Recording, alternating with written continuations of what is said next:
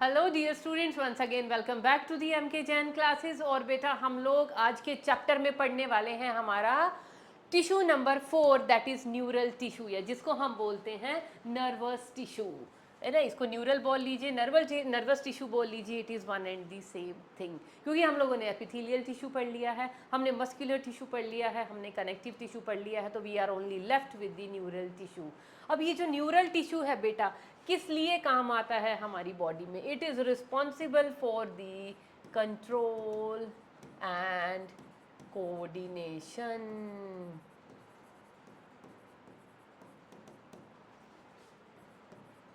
And integration.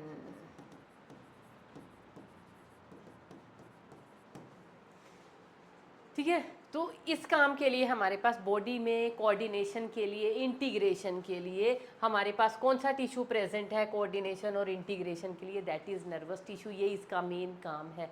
कहाँ से originate होता है? जैसे एपिथेलियल टिश्यू था बेटा, मैंने बताया था एपिथेलियल टिश्यू तीनों जर्म लेयर से ओरिजिनेट हो सकता है, that is ectoderm, mesoderm, endoderm. Connective tissue था, कहाँ से हुआ था? From the mesoderm. Muscular tissue था, कौन सी लेयर से ओरिजिनेट हुआ था? From the mesoderm. लेकिन जो न्यूरल टिश्यू है ना, it originates from the ectoderm, originates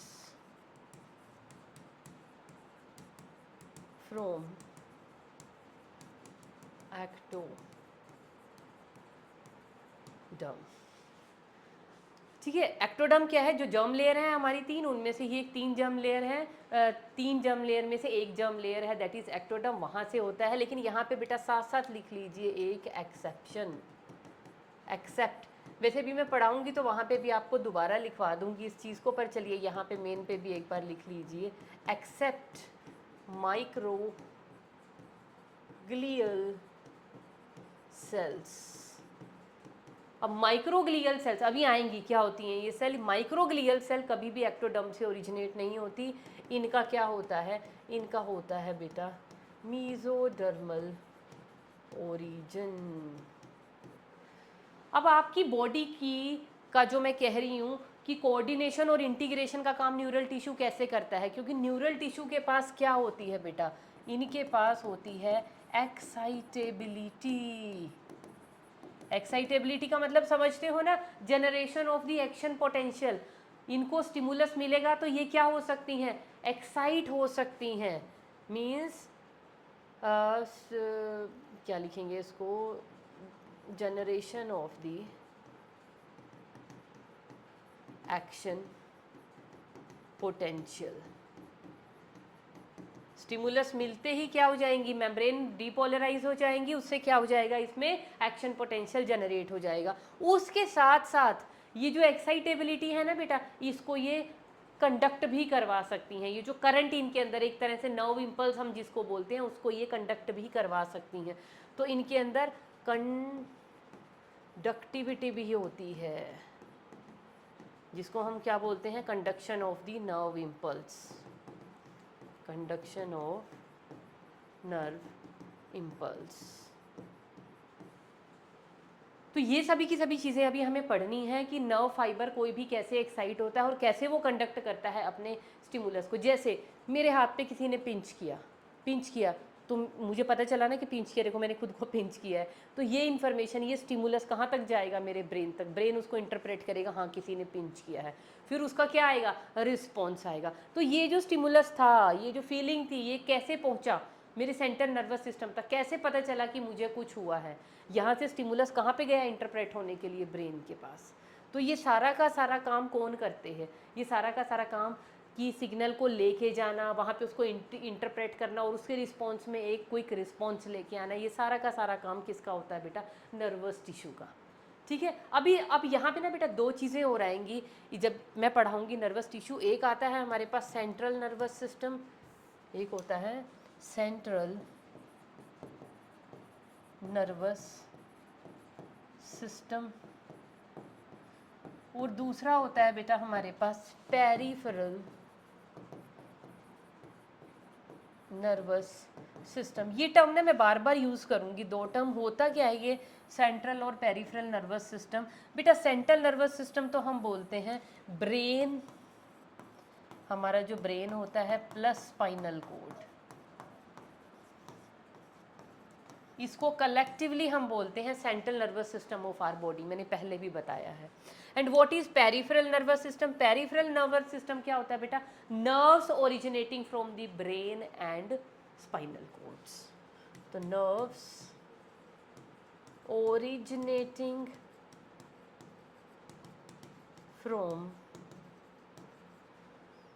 brain and spinal cord constitutes the peripheral nervous system. तो ब्रेन और स्पाइनल कोड को हम बोलेंगे सेंट्रल नर्वस सिस्टम, और उनसे जितनी भी नर्व्स ओरिजिनेट हो रही हैं, अलग अलग बॉडी में जा रही है, हमारी यहाँ तक आ रही है, यहाँ तक जा रही है, लेग्स तक जा रही है, जहाँ पे भी ब्रेन से और स्पाइनल कोड से जितनी भी नर्व्स जा रही हैं और हमारी बॉडी में जहाँ जहाँ जिन ऑर्गन्स में जाके इनर्वेट हो रही हैं, उन सारी नर्व्स को हम क्या बोलते हैं? Peripheral nervous system. समझ में आया? तो ये दो टर्म्स को भी याद रखना आप, क्योंकि इनको मैं बीच में यूज़ करूँगी तो मैं वहाँ पे एक्सप्लेन नहीं करूँगी। Now what is the composition of nervous tissue? जैसे हमने मस्कुलर टिश्यू के बारे में बात की थी, किस चीज़ का बना होता है? मसल फाइबर का बना होता है, मतलब मसल सेल्स का बना होता है, जिनको मसल फाइबर बोलते हैं। मसल फाइबर किस चीज़ की बनी होती है भाई? मायोफिब्रिल्स की, जिनको हम क्या बोलते हैं? मायोफिलामेंट्स की बनी होती है। वो सारी चीज़ें पढ़ी थी। ऐसे ही हमने कनेक्टिव टिश्यू को पढ़ा था, उसके कॉम्पोनेंट क्या थे? कनेक्टिव टिश्यू बना होता है किसका? फाइबर्स का बना होता है, उसके पास मैट्रिक्स होती हैं, उसके पास सेल्स होती है। तो सबका हमने कॉम्पोजिशन पढ़ी थी, तो यहाँ पे न्यूरल टिश्यू की भी हम क्या पढ़ेंगे? कॉम्पोजिशन। तो न्यूरल टिश्यू किस किस चीज़ का बना होता है बेटा? न्यूरल टिश्यू के होते हैं बेसिकली 4 पार्ट्स। न्यूरल टिश्यू के 4 पार्ट्स होते हैं, और सबसे पहला जो पार्ट होता है, सबसे पहला जो पार्ट होता है बेटा, उसको हम बोलते हैं न्यूरॉन्स। दूसरा पार्ट जो इनका होता है उसको हम बोलते हैं बेटा न्यूरोग्लियल सेल्स। थर्ड पार्ट जो होता है उसको हम बोलते हैं बेटा एपेंडाइमल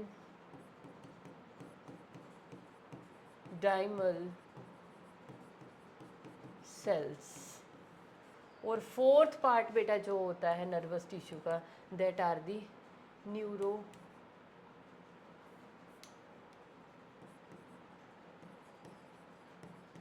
सिक्रीटरी सेल्स। तो इन 4 पार्ट से मिलके बना होता है बेटा नर्वस टिश्यू। अब इनकी फर्दर भी है, मैं यहीं पे लिख देती हूँ, फिर 1 बाय 1 टेकअप करेंगे।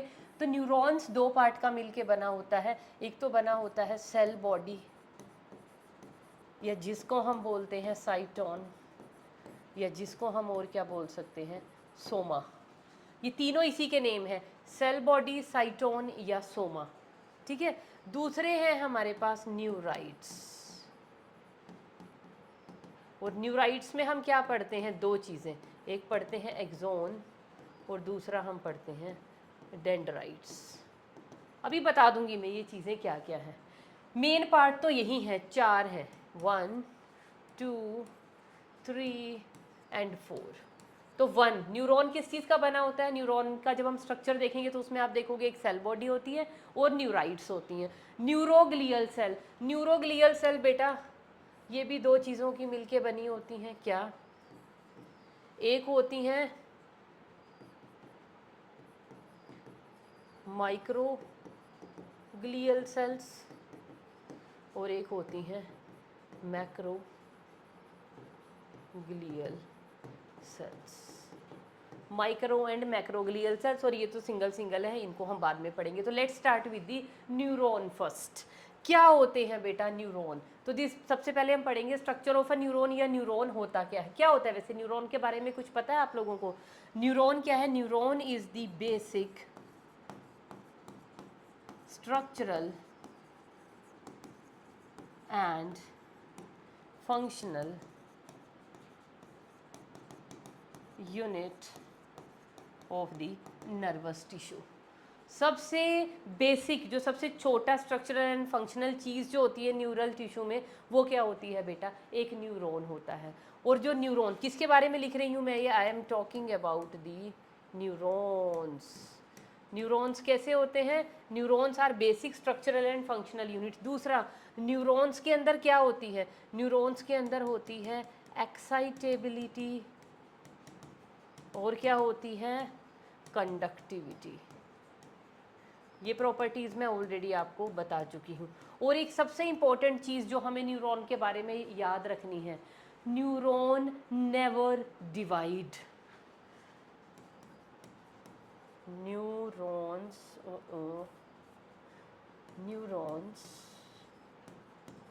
नेवर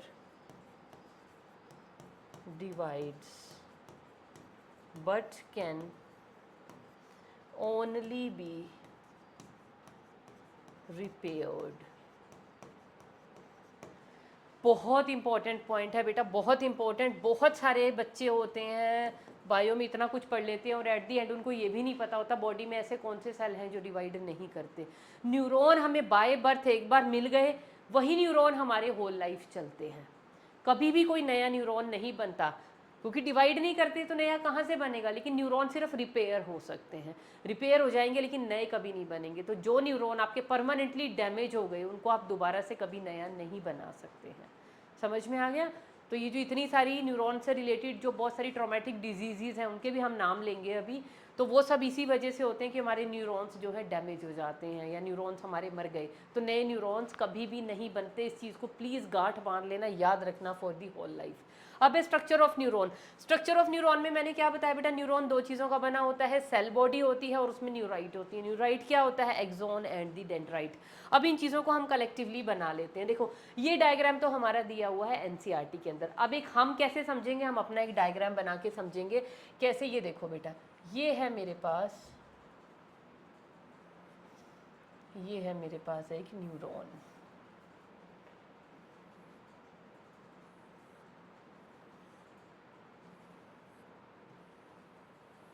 ये बना लिया हमने न्यूरॉन, और न्यूरॉन में ये क्या प्रेजेंट है? These are the dendrites.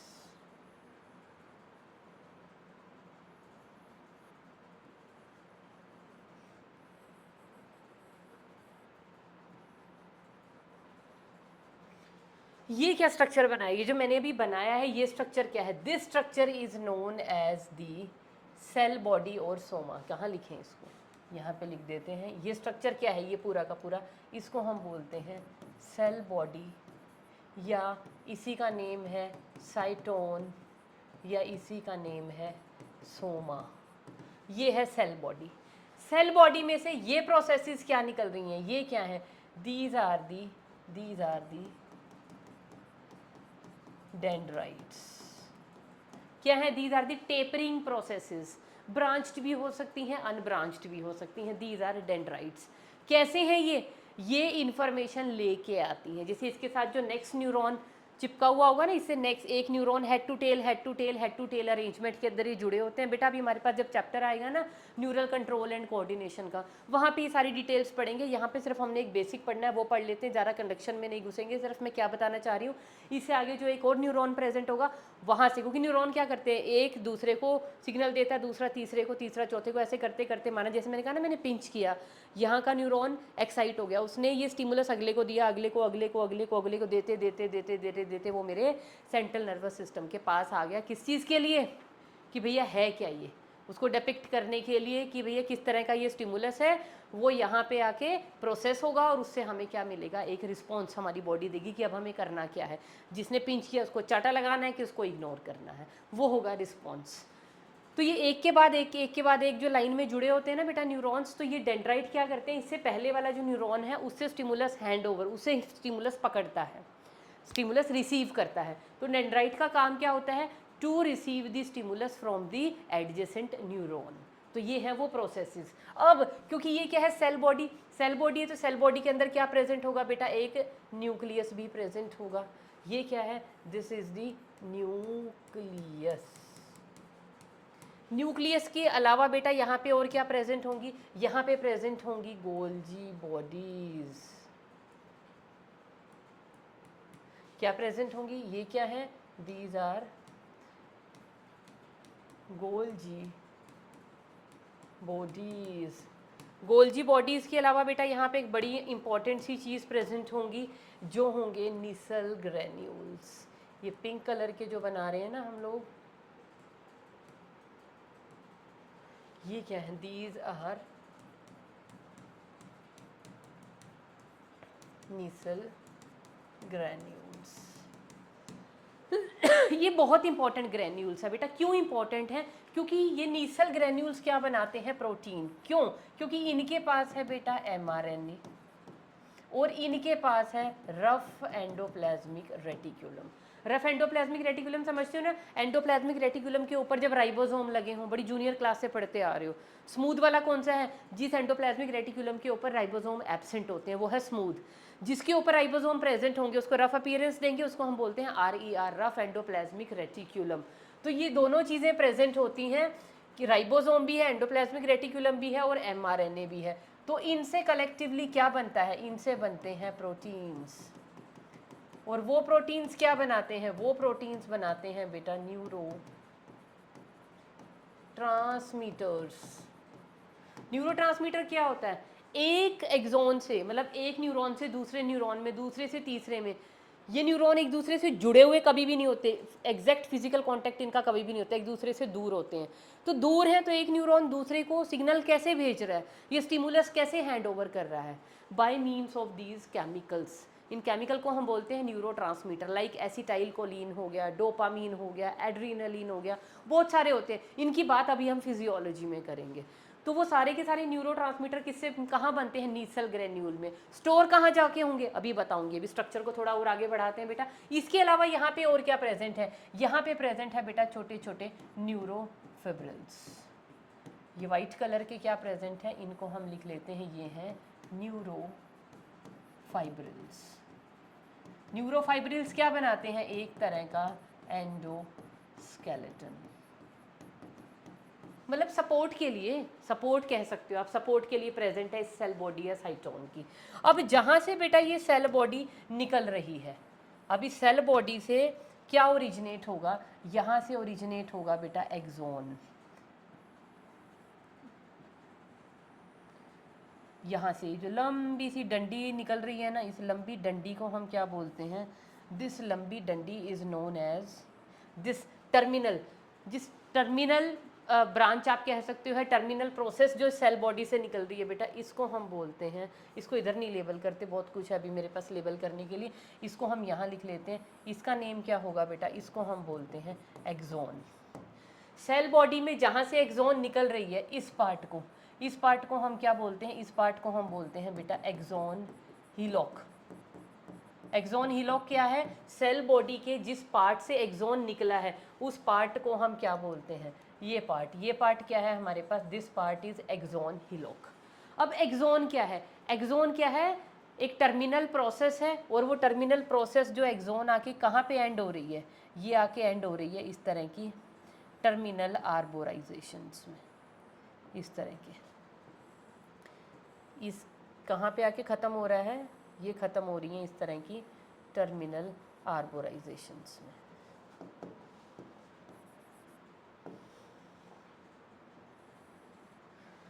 ये सेल का, न्यूरॉन का सेल बॉडी हो गया, ठीक है। मैंने देखो क्या क्या पार्ट लिखवाए थे बेटा। एक तो लिखवाई थी सेल बॉडी, साइटोन या सोमा, वो मैंने बना ली। फिर न्यूराइट में क्या था? Axon and dendrite. तो ये है आपकी एक्सोन, ये है हमारे डेंड्राइट। अब एक्सोन के आसपास क्या प्रेजेंट होता है? एक्सोन के आसपास बेटा प्रेजेंट होती है, और एक्सोन के आसपास प्रेजेंट होती हैं यहाँ पे श्वान सेल्स। ऐसे एक्सोन के ऊपर प्रेजेंट होती हैं, these are Schwann cells, these yellow colour, इनके अंदर क्या प्रेजेंट है? ये है इनका न्यूक्लियस। वैसे एक ही होती है, दिखाने के लिए ये बना दी। तो ये जो येलो कलर के स्ट्रक्चर हैं ये क्या हैं? these are Schwann cells। क्यों बैठी हुई है ये एक्सोन के ऊपर? क्योंकि बेटा ये जो श्वान सेल्स है ना, ये सिक्रीट करती हैं एक, यहाँ पे प्रोटीन, जिसको प्रोटीन कह रही हूँ, फॉस्फोलिपिड सिक्रीट करती हैं, जिसको हम बोलते हैं बेटा माइलिन। क्या बोलते हैं? यहाँ पे सिक्रीट करेंगी माइलिन।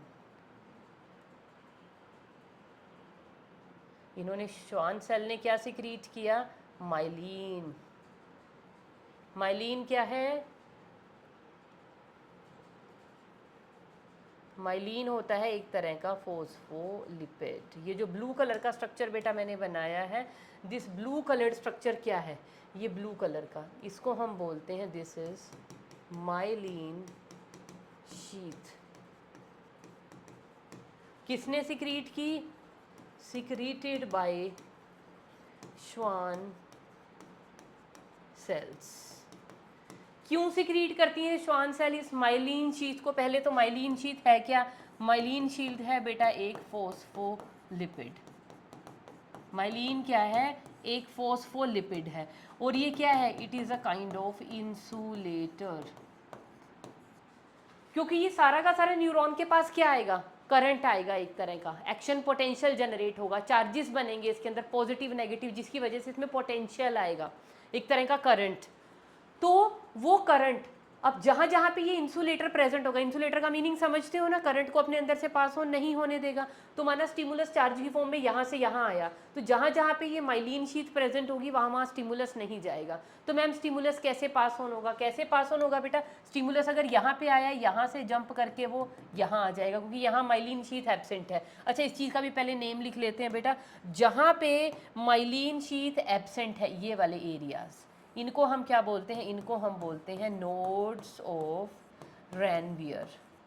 क्या बोलेंगे, नोड्स ऑफ रेनवियर। यहाँ पे क्या है, माइलिन शीथ क्या होगी यहाँ पे, एब्सेंट। माइलिन शीथ यहाँ पे एब्सेंट है। तो नोड्स, यहाँ से स्टिमुलस आ रहा है, डेंड्राइट ने स्टिमुलस लिया, यहाँ पूरी सेल बॉडी सारे डेंड्राइट पे ऐसे स्टिमुलस आया, जैसे ही माइलिन शीथ दिखी स्टिमुलस जंप कर जाएगा, स्टिमुलस जंप कर जाएगा, स्टिमुलस जंप कर जाएगा, क्योंकि इंसुलेटर से तो होके जाएगा नहीं, तो स्टिमुलस जंप करते हुए आएगा। और जब कोई भी चीज़ जंप करते हो, अब आप एक तो सीधे चले हुए जा रहे हो, एक जंप करते करते जा रहे हो, तो जंप करते करते जाओगे तो आप जल्दी पहुँच जाओगे ना अपनी डेस्टिनेशन पे। तो आपका जो टाइम होता है, एक तरह से नर्व इम्पल्स की कंडक्शन का टाइम यहाँ पे कम हो जाता है, नर्व इम्पल्स जल्दी ट्रैवल कर सकता है। और इस मूवमेंट को हम क्या बोलते हैं, जब नर्व इम्पल्स जंप कर करके चल रहा है उसको हम बोलते हैं सॉल्टेटरी मूवमेंट। चलो इतना ज़्यादा वैसे हमें जाने की ज़रूरत नहीं है। नोड्स ऑफ रेनवियर की वजह से क्या होती हैं बेटा, सॉल्टेटरी कंडक्शन।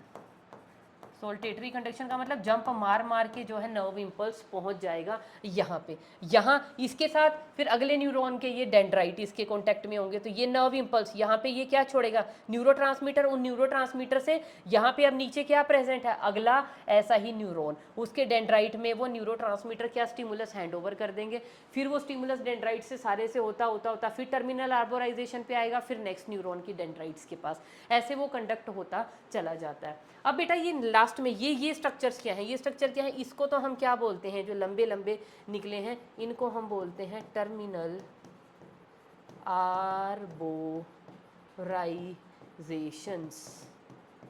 और इन टर्मिनल आर्बोराइजेशंस पे ये आलू लाइक ये बड़े बड़े वेसिकल्स बल्ब क्या लगे हुए हैं, इनको हम बोलते हैं इनको हम बोलते हैं साइनेप्टिक या एंड बल्ब्स। साइनेप्टिक बल्ब बोलो या इनको हम बोलते हैं एंड बल्ब्स।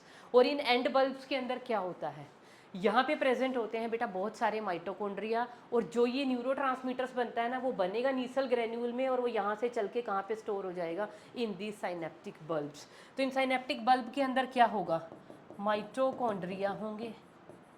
माइटोकॉन्ड्रिया के अलावा क्या होगा यहाँ पे, न्यूरो ट्रांसमीटर मॉलिक्यूल्स। वो न्यूरोट्रांसमीटर किस चीज़ में हेल्प करता है, इन दी नर्व इम्पल्स की कंडक्शन में।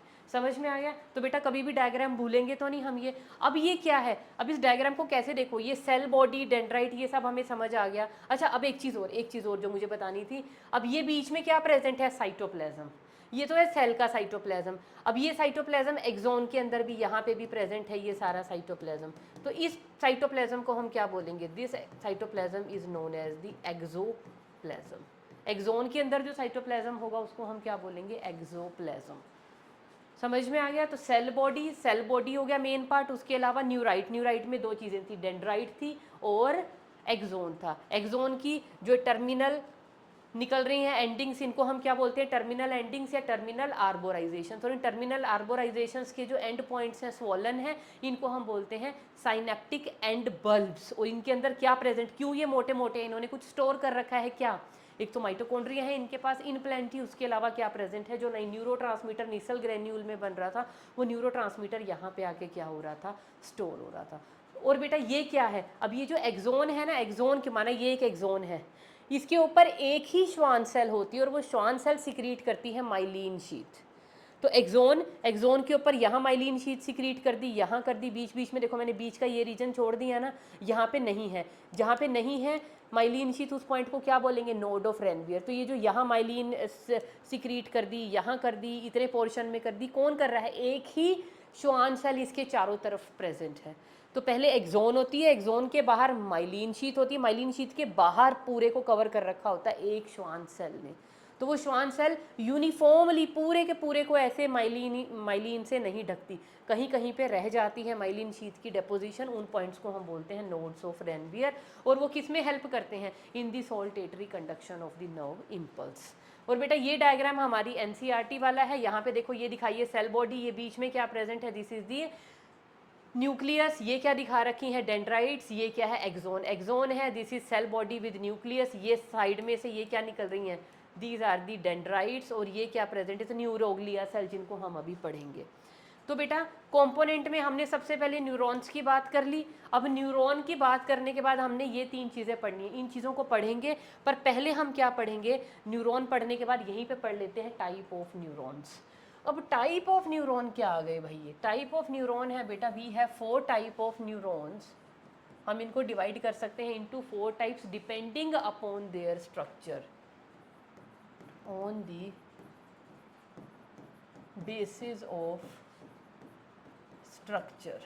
किसके बेस पे, स्ट्रक्चर कह लीजिए, यू कैन से पोलैरिटी के बेस पे हम न्यूरॉन को डिवाइड कर सकते हैं इनटू 4। पोलैरिटी समझ रहे हो ना क्या है, देखो न्यूरॉन के एक एंड पे बेटा डेंड्राइट है, एक एंड पे एक्सोन है, एक एंड पे डेंड्राइट है, एक एंड पे एक्सोन है, जिसकी वजह से इसको क्या मिल रहा है, एक पोलैरिटी मिल गई कि सेल बॉडी के एक साइड पे डेंड्राइट, एक साइड पे न्यूरॉन। तो हम इसे क्या कहेंगे, पोलर, दो एंड्स बन गए ना, दो पोल बन गए, एक डेंड्राइट वाला पोल, एक एक्सोन वाला। तो उसमें क्या आ गई, एक टाइप की पोलैरिटी। तो हमारे पास सबसे पहले आते हैं बेटा यूनिपोलर न्यूरॉन्स। यूनिपोलर न्यूरॉन्स क्या होते हैं, देखो अब ध्यान से, ये है एक न्यूरॉन, इसके पास सिर्फ एक ही टाइप की प्रोसेसिस प्रेजेंट है, बस एक ही पोल प्रेजेंट है, और वो पोल डेंड्राइट भी हो सकता है, वो एक्सोन, वैसे एक्सोन है ये।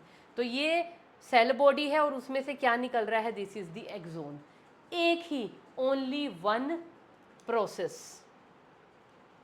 तो क्या लिखोगे, यहाँ पे आप लिख लेना, एक ही प्रोसेस होती है, उसको हम क्या बोलते हैं, यूनिपोलर न्यूरॉन। एग्जाम्पल लिख लेते हैं, कहाँ कहाँ पे मिलते हैं यूनिपोलर न्यूरॉन, मिलते हैं बेटा इनवर्टिब्रेट, क्या लिखने जा रही हूँ मैं, इनवर्टिब्रेट एंड वर्टिब्रेट एम्ब्रियो।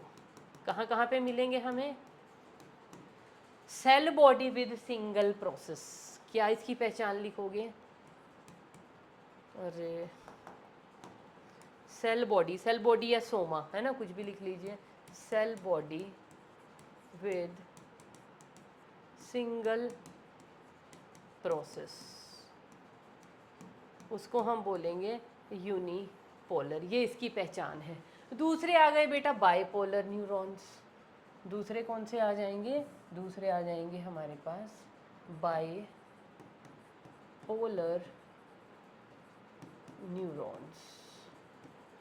अब बाइपोलर न्यूरॉन क्या होते हैं, बाय मीन्स टू प्रोसेसेस होंगी, तो सेल बॉडी होगी प्लस क्या होंगी, टू प्रोसेसेस।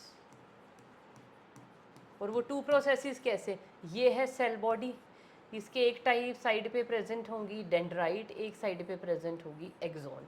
ये क्या है, दिस इज डेंड्राइट, और ये क्या है, this is axon, this is cell body. यहाँ पे क्या था, सिर्फ सेल बॉडी प्रेजेंट थी और एक सिंगल क्या प्रेजेंट थी, प्रोसेस। यहाँ पे इसके दोनों एंड्स पे दो प्रोसेस है, एक प्रोसेस है डेंड्राइट, दूसरी प्रोसेस है एक्सोन। ऐसा कहाँ पे देखने को मिलेगा, कहाँ देखने को मिलेगा ऐसा एग्जाम्पल? ये हमें देखने को मिलेगा बेटा अपने इंटरनल ईयर में। उसके अलावा ओल्फैक्टरी एपिथेलियम में, उसके अलावा retina of the I.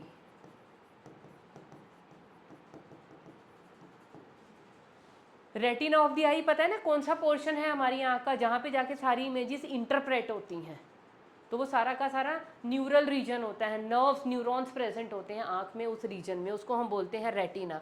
Olfactory epithelium कौन सा होता है, हमारे नाक के अंदर प्रेजेंट होता है, नाक के जो अंदर अंदर नोस्ट्रिल्स में पीछे प्रेजेंट होता है। ओल्फैक्टरी एपिथेलियम का मतलब ओल्फैक्टेशन में हेल्प करता है। हम जो खुशबुएं सूंघ पाते हैं ना, फ्रेग्रेंसेस सूंघ पाते हैं, हाँ मैगी बन गई, हाँ आज राजमा चावल बन रहे हैं, अरे भाई वहाँ पिज़्ज़ा की खुशबू आ गई है ना, इधर से पास्ता की खुशबू आ गई, जो सभी खुशबुएं हैं है ना, ये वाला सेंट है, ये रोज़ वाला सेंट है, ये इस चीज़ का परफ्यूम है, ये सभी जो खुशबू हैं, जो ऑल्फैक्टेशन हम कर सकते हैं, it is because of the olfactory epithelium, और इंटरनल ईयर में मिलेगा। उसके अलावा बेटा थर्ड हमारे पास क्या आ जाते हैं, इनको हम बोलते हैं मल्टी पोलर न्यूरॉन।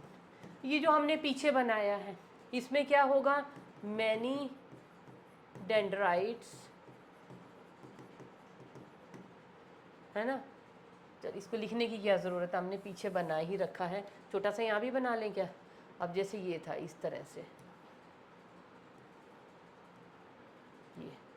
ये क्या है एक्सोन, और ये क्या है देखो हाईली ब्रांच्ड, ये कितने सारे डेंड्राइट हैं, एक डेंड्राइट, दो डेंड्राइट, ये थर्ड डेंड्राइट, और इनमें भी क्या प्रेजेंट है, फर्दर ब्रांचिंग प्रेजेंट है। ये है इसका क्या, न्यूक्लियस, और ये नीचे क्या जा रहा है, एक्सोन। तो मल्टीपल डेंड्राइट, और एक्सोन भी आगे ब्रांच्ड हो सकती है कई बार, इसको हम बोलते हैं एक्सोन कोलेट्रल, या एक्सोन का कोलेट्रल, यहाँ से 90 डिग्री पे कई बार इसकी भी ब्रांचिंग निकलती है। तो इस तरह के न्यूरॉन को हम बोलते हैं मल्टीपोलर न्यूट्रॉन, मल्टीपोल दिखाई देते हैं इसके, और ये हमें कहाँ पे देखने को मिलती हैं, in the central nervous system. Central nervous system का मतलब क्या है बेटा, ब्रेन एंड स्पाइनल कोड। उसके अलावा है बेटा हमारे पास स्यूडो, लास्ट है हमारे पास स्यूडो यूनिपोलर न्यूरॉन्स।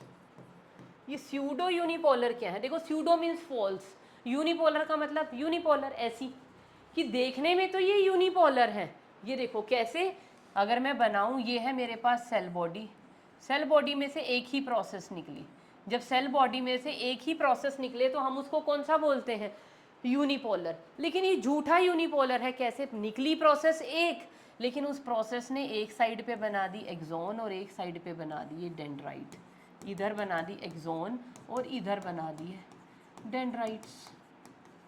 तो ये यूनिपोलर थोड़ी हुआ, इसके तो सारे पोल्स आ गए, लेकिन प्रोसेस बेसिकली एक निकल रही थी, तो it appears to be unipolar, लेकिन ये असली वाला यूनिपोलर नहीं है, इट इज़ फॉल्स यूनिपोलर।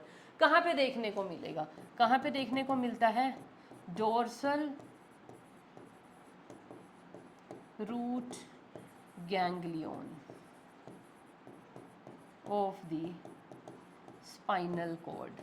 अभी ये ना सब चीज़ें आप पढ़ोगे बेटा, जब हम आगे फिजियोलॉजी में जाएंगे ना। ये देखो हमारी स्पाइनल कॉर्ड पता है ना कहाँ होती है, डोर्सल साइड ये है हमारी बॉडी की, ये सारी है वेंट्रल। मैंने कहा था ना ऐसे हम क्या थे, हमारा बाइपीडल लोकोमोशन बाद में हुआ, पहले हम चार टांगों पे चलते थे, तो सन की तरफ एक्सपोज पोर्शन क्या था, हमारी पीठ, फिर ऐसे से जब हम ऐसे उठे, वैसे भी जहाँ माउथ होता है that is the ventral side, हमेशा याद रखना। ये क्या है, हमारी डोर्सल साइड। डोर्सल साइड पे क्या प्रेजेंट है, यहाँ पे वर्टिब्रल कॉलम बीच में, जिसको रीढ़ की हड्डी बोलते हो, उसके बीच में एक छोटा सा पैसेज प्रेजेंट है। उस पैसेज के अंदर क्या प्रेजेंट होती है, स्पाइनल कोड। उस स्पाइनल कोड में से क्या निकल रही होती हैं, स्पाइनल नर्व्स। तो उस स्पाइनल कोड की डोर्सल रूट गैंग्लियन, गैंग्लिया क्या होता है? जहाँ पे बहुत सारे सेल बॉडीज आपस में गुच्छा बना के, क्लस्टर बना के एग्रीगेट हुए होते हैं। ये सब चीज़ें आगे समझ में आ जाएंगी, बस अभी आप लोकेशन याद रखो कहाँ पे मिलेंगी। Dorsal root ganglion of the spinal cord, यहाँ पे मिलेंगी। तो बेटा ये वाली जो क्लासिफिकेशन थी, this was on the basis of the polarity और द स्ट्रक्चर। अब एक और टाइप की यहाँ पे हम क्लासिफिकेशन करेंगे, दैट इज डिपेंडिंग अपॉन, या that will be on the basis of, on the basis of function, on the basis of function of neuron. Neuron के फंक्शन के बेस पे हम इसकी क्लासिफिकेशन करेंगे। उसके बेस पे हमारे पास न्यूरॉन को we can divide into sensory, या इन सेंसरी को ही हम बोलते हैं बेटा एफरेंट न्यूरॉन्स। एक होते हैं हमारे पास मोटर, जैसे सेंसरी हैं तो ये होंगे मोटर, वो एफरेंट हैं तो ये वाले होंगे एफरेंट न्यूरॉन्स। स्पेलिंग्स देखना सेम नहीं है दोनों, इसको मैंने स्टार्ट किया है ए से, इसको मैंने स्टार्ट किया है ई से। और तीसरे होते हैं बेटा हमारे पास इंटर न्यूरॉन्स, ठीक है, या जिनको हम और क्या बोलते हैं, और इनको हम बोलते हैं कनेक्टर्स। कनेक्टर्स ही जोड़ने का काम करते हैं। अब सेंसरी न्यूरॉन्स क्या है? सेंसरी न्यूरॉन्स क्या होते हैं बेटा? सेंस ऑर्गन से, या अफेक्टेड, सेंस ऑर्गन नहीं लिखेंगे हम, क्या लिखेंगे? अफेक्टेड ऑर्गन से स्टिमुलस लेके गए to the central nervous system. किसको लेके गए? स्टिमुलस को। कैसे? जैसे मैंने कहा ना, हमें किसी ने पिंच किया, पिंच किया, कहाँ पे पिंच किया? हाथ पे, यहाँ पिंच किया, तो ये मेरा क्या हो गया? Effector organ. यहाँ से स्टिमुलस लेके गया ब्रेन तक, सेंट्रल नर्वस सिस्टम तक। कौन लेके गए? न्यूरॉन। ये जो न्यूरॉन लेके गए हैं इनको हम बोलते हैं सेंसरी या एफरेंट। टेक अवे, है ना? कहाँ पे? अवे नहीं बोलेंगे, कहाँ पे? ये लेके जा रहे हैं स्टिमुलस को toward the central nervous system. इससे उल्टा काम होता है किसका? मोटर या एफरेंट न्यूरॉन का। ये क्या करेंगे? सेंट्रल नर्वस सिस्टम तक पहुंच गया ना, तो सेंट्रल नर्वस सिस्टम से स्टिमुलस को लेके आएंगे और क्या देंगे? रिस्पॉन्स टू, है ना? रिस्पॉन्स कैसे देंगे? सेंट्रल नर्वस सिस्टम से जो स्टिमुलस लेके आएंगे, रिस्पॉन्स ले, हाँ स्टिमुलस लिख रही हूँ, यहाँ पे लिखना था रिस्पॉन्स। कहाँ पे? To the target organ, to the target organ. Suppose करो किसी ने बहुत जोर से पिंच किया, पिंच किया, ये हो गया अफेक्टेड ऑर्गन। यहाँ से सेंसरी न्यूरॉन चले, एफरेंट न्यूरॉन कहाँ ले गए सिग्नल को? ब्रेन। ब्रेन में इंटरप्रेट हुआ, हमें किसी ने पिंच किया, तभी तो हमें पेन हुई ना, ब्रेन समझ गया। अब ब्रेन क्या देगा? रिस्पॉन्स। कैसे देगा? अगर तो बहुत जोर का किसी ने पिंच किया है तो हमारा दिल क्या करता है? उठा के दे थप्पड़। तो वो थप्पड़ मारना क्या हुआ? हमारा टारगेट ऑर्गन, हमारी जो मसल्स हैं, हमारी मसल्स तक क्या जाएगा? स्टिमुलस। कहाँ से? सेंट्रल नर्वस सिस्टम अब रिस्पॉन्स भेजेगा और क्या करेगा? उस रिस्पॉन्स से हमारे न्यूरॉन जाएंगे, हमारे मसल को मैसेज देंगे, भैया कॉन्ट्रैक्ट और लगाओ एक झापड़। तो वो चीज़ क्या है? वो आ गया रिस्पॉन्स। तो अफेक्टेड ऑर्गन से सेंट्रल नर्वस सिस्टम तक मैसेज जो लेके गया, भैया किसी ने चूटी काटी, दैट वॉज द स्टिमुलस। और सेंट्रल नर्वस सिस्टम ने चूटी काटी, पता चल गया हाँ जी चूटी काटी, बड़ा दर्द हुआ, क्या करें? उसको रिस्पॉन्स दो, थप्पड़ लगाओ। तो वो जो रिस्पॉन्स गया, थप्पड़ किसने लगाया? हाथ ने। टारगेट ऑर्गन क्या हुआ? हमारा हैंड, या हैंड की हमारी मसल्स। तो ये सारा का सारा, ये जो मैसेज सेंट्रल नर्वस सिस्टम से और क्या करना है अब टारगेट ऑर्गन तक लेके गया, उन न्यूरॉन्स को हम बोलते हैं मोटर या इफेरेंट न्यूरॉन्स। ये होते हैं बेटा इंटर न्यूरॉन्स, या जिनको हम बोलते हैं कनेक्टर्स। ये कहाँ पे प्रेजेंट होते हैं? These are present for long distance transmission के लिए। लॉन्ग डिस्टेंस ट्रांसमिशन समझ रहे हो? Of impulse. माना हमारे पास अफेक्टेड ऑर्गन से सीएनएस या सीएनएस से टारगेट ऑर्गन तक, ये जो हमारे पास जो दूरी है ऑर्गन की, सपोज कीजिए बहुत ज़्यादा है, तो ये कहाँ पे प्रेजेंट होंगे? देखो हमने क्या अभी बनाया है, अफेक्टेड ऑर्गन स्टिमुलस लेके जाता है टू दी सीएनएस, और सीएनएस फिर उसको रिस्पॉन्स देता है, और टारगेट ऑर्गन जो है रिस्पॉन्स बेसिकली देता है। तो अफेक्टेड ऑर्गन से सीएनएस तक क्या गया? Response, sorry stimulus. सीएनएस ने फिर क्या दिया? रिस्पॉन्स। तो ये स्टिमुलस के लिए कौन कौन रिस्पॉन्सिबल था, इनको हम बोलते हैं सेंसरी न्यूरॉन। रिस्पॉन्स के लिए कौन रिस्पॉन्सिबल थे, मोटर न्यूरॉन। और यहाँ सेंट्रल नर्वस सिस्टम के पास जो प्रेजेंट होंगे ना, वो प्रेजेंट होंगे कनेक्टर्स या इंटर न्यूरॉन्स। और ये जो होते हैं ना connectors, these are neither motor nor sensory in nature. कुछ भी नहीं होते, ना ये मोटर होते हैं ना सेंसरी होते हैं, ये सिर्फ कंडक्शन में हेल्प करवाते हैं, दैट्स ऑल। तो ये तो हो गए बेटा हमारे पास टाइप ऑफ न्यूरॉन्स। देखो हम कॉम्पोजिशन पढ़ रहे थे, कॉम्पोजिशन में हमने न्यूरॉन पढ़ लिया, न्यूरॉन के दोनों पार्ट पढ़ लिए, सेल बॉडी पढ़ ली, न्यूराइड्स पढ़ ली। अब आ जाते हैं हम न्यूरोग्लियल सेल्स पे। बहुत थोड़ा सा काम रह गया, अब कुछ ज़्यादा नहीं बचा हमारे पास बेटा पढ़ने के लिए इसमें। अब आ जाइए न्यूरोग्लियल सेल्स। क्या होती हैं न्यूरोग्लियल सेल्स? ग्लिया, ग्लिया का मतलब होता है बेटा ग्लू, जोड़ने का काम। न्यूरोग्लियल सेल्स का बेसिकली काम क्या होता है? सपोर्ट प्रोवाइड करना, एक तरह के इंसुलेटर्स हैं। वो भी सारे फंक्शन हम 1 बाय 1 लिख लेंगे। पहले हम लिख लेते हैं जो न्यूरोग्लियल सेल है ना हमारे नर्वस टिश्यू में, वो कितने टाइप की हैं? 2 टाइप की हैं। एक है बेटा मैक्रोग्लियल सेल्स, एक है मैक्रोग्लियल सेल्स, और दूसरी टाइप की हैं माइक्रो ग्लियल सेल्स। तो मैक्रो, मैक्रो वर्ड का मीनिंग क्या होता है? लार्ज। तो मैक्रो का मीनिंग है लार्ज, क्योंकि ये कहाँ पे? ग्लू की तरह बीच बीच में, न्यूरॉन के बीच में प्रेजेंट होंगी। और ग्लिया का मतलब क्या होता है? ग्लिया मीन्स ग्लू, तो लार्ज ग्लू लाइक सेल्स। और ये माइक्रोग्लियल सेल हमारे पास 2 टाइप की होती हैं बेटा। एक होती हैं एस्ट्रोसाइट्स और दूसरी होती हैं ओलिगोडेंड्राइट्स। तो ये माइक्रोग्लियल सेल 2 टाइप की हैं, एस्ट्रोसाइट्स एंड ओलिगोडेंड्राइट्स। अब ये रही, देखो ये है हमारे पास एस्ट्रोसाइट्स। एस्ट्रोसाइट ये वायलेट कलर की, ब्लूइश वायलेट कलर की हैं। These are astrocyte. कैसी दिखाई दे रही हैं? स्टार शेप ना, स्टार जैसी हैं। तो एस्ट्रो वर्ड वहाँ से आया है। कैसी हैं ये? स्टार शेप्ड है।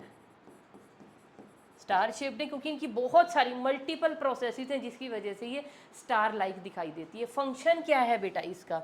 एक तो ये सपोर्ट करती है, सपोर्ट दी न्यूरॉन्स। उसके अलावा पैकेजिंग ऑफ न्यूरॉन्स,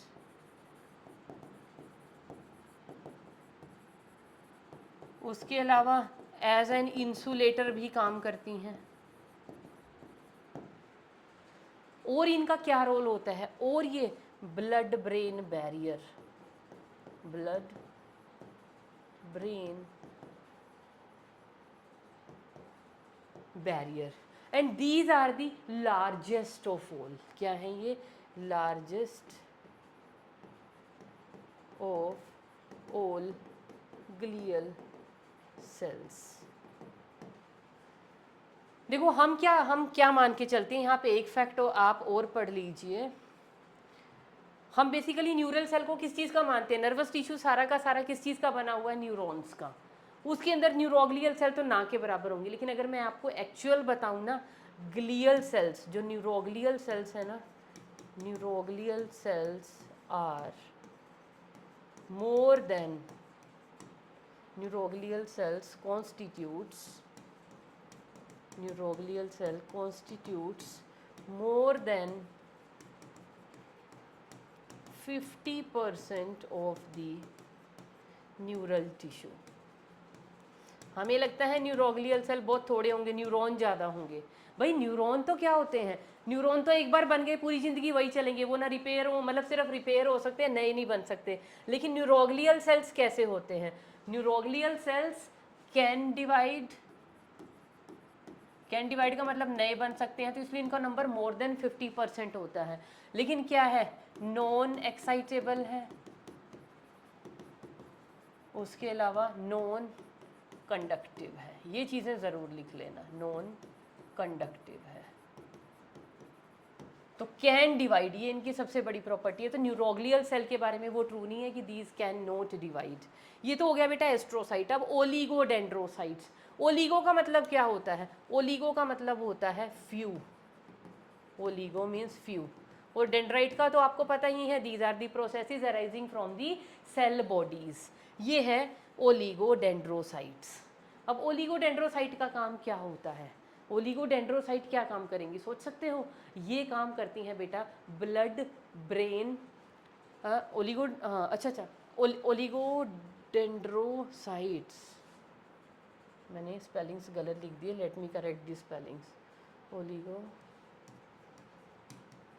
डेंड्रोसाइट्स, तो ये हो गई बेटा हमारे पास मैक्रोग्लियल सेल। उसके बाद हमारे पास क्या आ जाती हैं बेटा? Microglial cells. माइक्रोग्लियल का मतलब क्या है?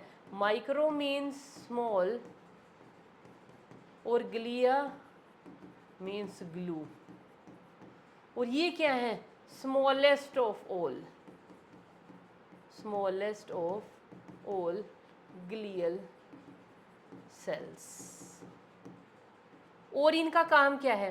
These act as the phagocytes, acts as the phagocytes. क्योंकि ये क्या काम करती हैं? जितना भी फॉरेन मैटर या कुछ भी अगर एंटर कर रहा है न्यूरल टिश्यू के अंदर, या कोई भी डेड डिकेइंग सेल है, इंजर्ड सेल है, डेड सेल पड़ी हुई, तो साफ सफाई का काम, सबको एनगल्फ कर जाती है, खा जाती है। तो वो सारा का सारा ऐसा काम किसका होता है? फैगोसाइट्स का होता है ना। तो these are the phagocytes of the neural tissue, microglial cells. Microglial cells के बाद बेटा हमारे पास क्या आता है? देखो किधर गई हमारी क्लासिफिकेशन। ये न्यूरोग्लियल सेल हो गए। न्यूरोग्लियल सेल के बाद बेटा अब हम आ गए एपेंडाइमल, फिर हम आ जाएंगे न्यूरोसिक्रीटरी सेल पे। तो अब हमारे पास next type of neuroglial cell क्या आ जाते हैं? नंबर 3, उनको हम बोलेंगे एपेंडाइमल सेल्स। कहाँ है एपेंडाइमल सेल? क्या इस डायग्राम के अंदर प्रेजेंट है? हाँ, here are the ependymal cells. क्या है ये एपेंडाइमल सेल? इनका सबसे इंपॉर्टेंट फंक्शन होता है बेटा क्या करना? इनका होता है सबसे इंपॉर्टेंट काम ब्लड ब्रेन बैरियर। अब आप कहोगे ये ब्लड ब्रेन बैरियर क्या चीज़ है मैम? ये बेटा हमारी क्या है? एक ब्लड वेसल है।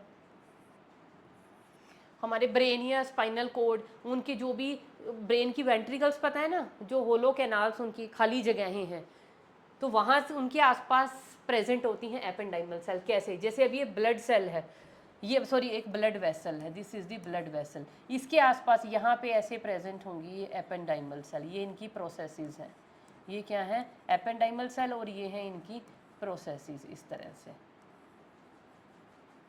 तो ये एपेंडाइमल सेल का काम क्या होता है बेटा? अब ब्लड के अंदर बहुत सारी चीज़ें हैं, बहुत सारे सब्सटेंसेस लेके आ रहा है ब्लड के अंदर, बहुत कुछ घुला हुआ होता है, पर कुछ ऐसी चीज़ें जो न्यूरल टिश्यू के लिए टॉक्सिक हो सकती हैं, तो डायरेक्टली उस ब्लड को हमारे न्यूरल टिश्यू के कांटेक्ट में नहीं आने देती, पहले बीच में खुद बैठ जाती हैं। ये है ब्लड वेसल। और यहाँ पे नीचे क्या प्रेजेंट है बेटा? यहाँ पे हमारे पास से प्रेजेंट है यहाँ पे एस्ट्रोसाइट्स। एस्ट्रोसाइट्स कैसी हैं? Star like cells. ये हैं star like astrocytes, these are astrocytes. तो इनको हम लेबल कर लेते हैं। ये क्या है? These are the ependymal cells. ये क्या है? ये स्टार शेप जो मैंने बनाई है, दीज आर एस्ट्रोसाइट्स। और इनके नीचे क्या प्रेजेंट होगा? इनके नीचे प्रेजेंट होंगे न्यूरॉन्स। यहाँ पे सपोज प्रेजेंट हैं, कैसे बनाए? ये हैं सपोज न्यूरॉन्स। ज़बरदस्ती यूनिपोलर बना दिए, पर चलिए आप समझ जाना, दीज आर दी न्यूरॉन्स। अब न्यूरॉन्स कहाँ प्रेजेंट होंगे? नर्वस टिश्यू में ही तो प्रेजेंट होंगे, मतलब यहाँ से नर्वस टिश्यू प्रेजेंट हो स्टार्ट हो गया। तो नर्वस टिश्यू के डायरेक्ट कांटेक्ट में ब्लड वेसल को नहीं आने देती, क्योंकि ब्लड वेसल के अंदर बहुत सारा टॉक्सिक सब्सटेंस भी हो सकता है। ब्लड तो सब कुछ कैरी किए हुए चल रहा है, तो उसको डायरेक्ट नर्वस टिश्यू के कांटेक्ट में नहीं आने देती, बीच में खुद बैठी होती हैं। तो कैसा काम कर रही हैं? ब्लड ब्रेन बैरियर का। और इस ब्लड ब्रेन बैरियर को बनाने में इसकी हेल्प और कौन कर रही है? एस्ट्रोसाइट। इसलिए मैंने यहाँ पे भी लिखा है ब्लड ब्रेन बैरियर। ये देखिए एस्ट्रोसाइट भी है ना, पहले एपेंडाइमल सेल फिर एस्ट्रोसाइट। और एपेंडाइमल सेल में मैंने क्या बनाई है? बहुत सारी प्रोसेसेस। तो ये है वो प्रोसेसेस, ऊपर की तरफ भी हैं और नीचे की तरफ भी प्रेजेंट है। ये है माइक्रोग्लियल सेल, ओलिगोडेंड्राइट, और ये एस्ट्रोसाइट। इनकी तो हमने बात कर ली। अब लास्ट बेटा हमारे पास रह जाती हैं नंबर 4, जिनको हम क्या बोलते हैं? Neuro secretory cells. क्या है ये neuro secretory cells? These are the specialised neurons of hypothalamus. क्या काम है इन स्पेशलाइज्ड न्यूरॉन्स का? To secrete hormones. क्या काम करती हैं ये? हार्मोन सिक्रीट करती हैं, इसीलिए हम इनको क्या बोलते हैं? Neuro secretory cells. अच्छा, एक चीज़ भूल गई मैं, एकदम माइक्रोग्लियल पे पहुंच गई। ओलिगोडेंड्रोसाइट्स के बारे में तो बताया ही नहीं। ओलिगोडेंड्रोसाइट्स क्या करती हैं बेटा? ये माइलिनेशन कोज करवाती हैं of the central nervous system.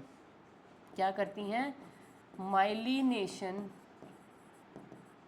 Of central nervous system. अब आप कहोगे वो श्वान सेल क्या थी फिर? श्वान सेल ही तो माइलिन सिक्रीट कर रही थी ना बेटा। वो जो माइलिन सिक्रीट कर रही थी, वो कर रही थी पेरिफेरल नर्वस सिस्टम पे। तो इस चीज़ को कहाँ लिखेंगे आप? इसको एक नोट डाल के लिख लीजिए। जो श्वान सेल्स हैं, श्वान सेल्स, माइलिनेशन, माइलिनेशन का मतलब समझते हो ना? Secretion of myelin sheath. तो माइलिनेशन कोज करवा रही थी किसकी? पीएनएस की। लेकिन जो ओलिगो डेंड्रोसाइट्स हैं, ये माइलिनेशन करवाएंगी, ये भी माइलिनेशन में हेल्प करती हैं, पर किसकी? Of the central nervous system. ये बेटा नोट डाल के अलग से लिख लेना, इसके ऊपर क्वेश्चन आया हुआ है हमारे एग्जाम में। और लास्ट बेटा अब हम पहुंच जाते हैं, what is a nerve. Neural tissue पढ़ रहे हैं और हमने नर्व की तो बात ही नहीं की। नर्व क्या होती है बेटा? अगर नर्व की बात करूँ ना, नर्व के अंदर क्या होते हैं? बहुत सारे बंडल्स प्रेजेंट होते हैं। किसके? न्यूरॉन्स के। जैसे हमने मसल का डायग्राम किया था ना, एक मसल क्या है? मसल के बंडल्स की बनी होती है। बंडल के अंदर क्या प्रेजेंट है? मसल की सेल और मसल की, और जैसे उसके ऊपर इंडिविजुअल कनेक्टिव टिश्यू की कोटिंग थी, यहाँ नर्व के ऊपर भी क्या होगी? इंडिविजुअल कनेक्टिव टिश्यू की कोटिंग होगी। देखो बेटा, सपोज कीजिए ये है हमारी नर्व का टीएस, और मैंने क्या कहा? नर्व के बाहर क्या प्रेजेंट होती है? कनेक्टिव टिश्यू की शीथ की कवरिंग प्रेजेंट होगी। वहाँ पे उसको क्या बोला था मसल में? एपीमाइजियम। नर्व में इस कनेक्टिव टिश्यू की शीथ को हम क्या बोलेंगे बेटा? This is known as the epineurium. ये क्या है? This is epineurium. इस एपीन्यूरियम के अंदर ये कनेक्टिव टिश्यू की शीथ है और ये नर्व का डायग्राम है। अब इसके अंदर क्या प्रेजेंट है? बहुत सारे ऐसे न्यूरॉन्स के बंडल्स प्रेजेंट हैं। ये क्या है? इनको हम क्या बोलेंगे? These are known as nerve fasciculi. और इनके बाहर भी इंडिविजुअल क्या प्रेजेंट होगी? कनेक्टिव टिश्यू की शीथ प्रेजेंट होगी। उसको हम क्या कहेंगे? वहाँ बोलते थे पेरीमाइजियम, यहाँ क्या बोलेंगे? पेरीन्यूरियम। जैसे वहाँ फेसिकुलाई का मतलब बंडल था, यहाँ पे भी फेसिकुलाई का मीनिंग क्या है बेटा? बंडल। अब अगर इस एक फेसिकुलाई को देखूँ तो इसके अंदर हमें क्या मिलेगा? इसके अंदर बेटा हमें मिलेंगे छोटे छोटे छोटे छोटे, अरे एक कलर, इसके अंदर हमें मिलेंगे न्यूरॉन्स। ये क्या है? These are the neuron. और ईच न्यूरॉन, पहले इसको लेबल कर लेते हैं, ये क्या है? These are neurons. और न्यूरॉन के बाहर भी क्या प्रेजेंट होगा? हर एक न्यूरॉन के बाहर भी इंडिविजुअल क्या प्रेजेंट होगी बेटा? कनेक्टिव टिश्यू की शीथ प्रेजेंट होगी। और उस कनेक्टिव टिश्यू की शीथ को हम क्या बोलेंगे? इसको हम बोलेंगे बेटा endoneurium.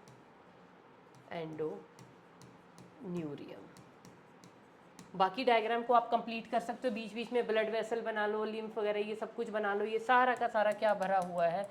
This is the connective tissue, जिसके अंदर ब्लड वेसल, ये वो सब चीज़ें प्रेजेंट। आपको पता है ये कनेक्टिव टिश्यू में क्या होता है। तो ये मैंने क्या ड्रॉ किया है? This is the TS of a nerve.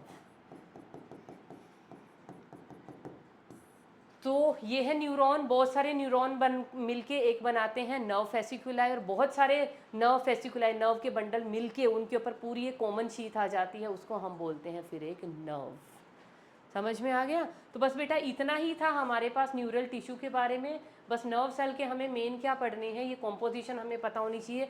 सबसे मेन सेल जो नर्व टिश्यू के होते हैं, न्यूरल टिश्यू के, दीज आर दी न्यूरॉन्स। बाकी सेल क्या है? ग्लियल सेल्स, इनकी सपोर्ट में, इंसुलेशन में, इनको जोड़ने में, वो सारा काम ये करते हैं। That's all for today.